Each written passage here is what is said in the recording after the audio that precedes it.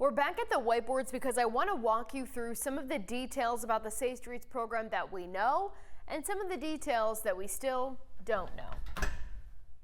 So we know there are 10 different Safe Streets locations all around the city, and 2 nonprofits manage the day-to-day operations. We have Catholic Charities operating this group of locations and LifeBridge Center for Hope operating this group. But at the top of this is the Mayor's Office of Neighborhood Safety and Engagement, or MONSE. MONSE oversees the program of Safe Streets itself, allocates funding to the nonprofits to manage the Safe Streets locations, and MONSE also keeps a tight lid on what information is shared about the program. And that brings us to one of the questions we have been asking Mayor Brandon Scott and the various leaders of MONSE over the years. Who are the workers? These Safe Streets workers or violence interrupters are seen at various events. At the Cherry Hill new site opening, at shooting responses, in the community, and when the Brooklyn site celebrated 365 days without a homicide in its zone. Yet the mayor maintains the names of these workers are secret for a reason. There's a lot of Safe Streets workers who are here from various locations across the city. Obviously, they're appearing on camera, they're going to be in photographs, they're going to be on the city's website. Will the city give us the names of the workers? Again, we'll say this again. We will treat them with the same respect that we treat everyone when it comes to personnel issues, and we will treat them with the same respect that we do anyone who does life-changing and life-dangerous work. Why can't taxpayers know who their dollars are going to fund? I've already answered your question, Mackenzie. We'll go to the next person. Remember, these workers are hired based on the credibility and knowledge that they have of the community. They're supposed to know the people who live in these neighborhoods, yet the public can't know their names, even though taxpayers fund this program. And you might be wondering why we keep asking the city for the names of these Safe Streets workers. Well, without knowing exactly who's on the payroll, it's nearly impossible to know if these violence interrupters are involved in any other criminal activity. We do have several examples of the Fed stepping in and charging some people who have been affiliated with the Safe Streets program. Tyrell Jeffries, David Warren, 2 people pleading guilty to federal charges admitting to being involved with the notorious Black Guerrilla family gang, using a Safe Streets site as a de facto BGF clubhouse, storing guns and drugs inside, and holding BGF meetings where 2 Safe Streets workers were also gang members attended, plotting murders and other violent crimes on behalf of the gang dating back to 2014. Ricky Evans pleading guilty in 2018 to federal charges.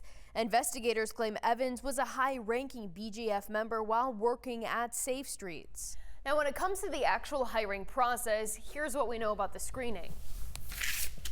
Now, Stephanie Mavronis, the director of MONSE, says Safe Streets applicants do go through a screening through a background check, and BPD also does a screening. Anyone found with an open criminal case is not recommended to move forward. And Safe Streets workers do typically have a criminal rap sheet, but there are some crimes that would prevent someone from moving forward, like sex crimes, arson, or child abuse, notably absent from that prohibition list, homicide, and attempted homicide.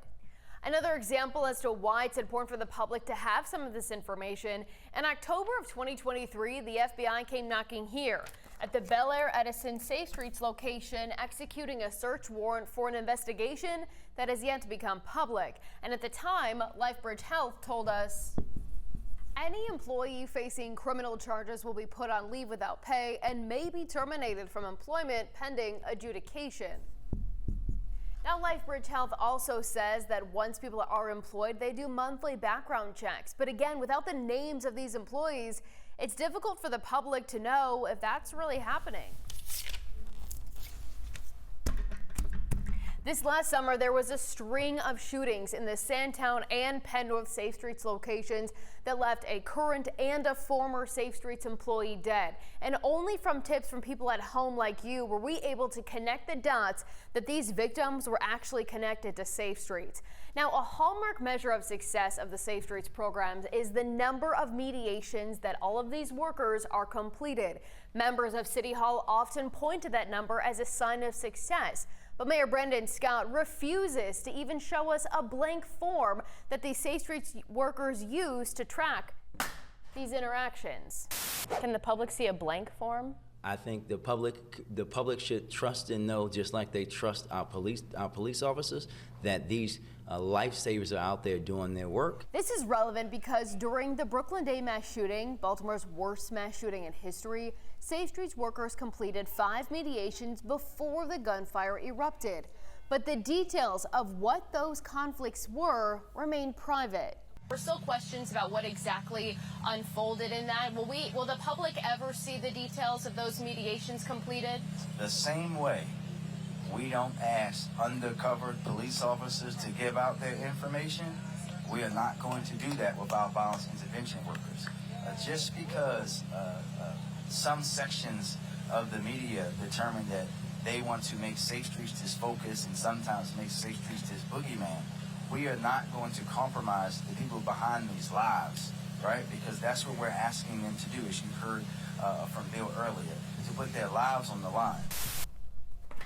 Now, while LifeBridge and Catholic Charities run the day-to-day operations of the 10 different Safe Streets locations, Mayor Brendan Scott could use his position as mayor to call on these organizations to be more transparent about who these Safe Streets violence interrupters are.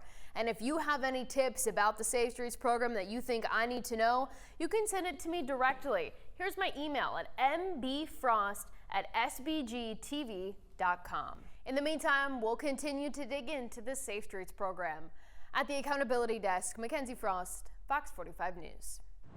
I'm Kai Jackson. Thank you for watching. Here's another video to watch. Also, please take a moment to subscribe to our channel.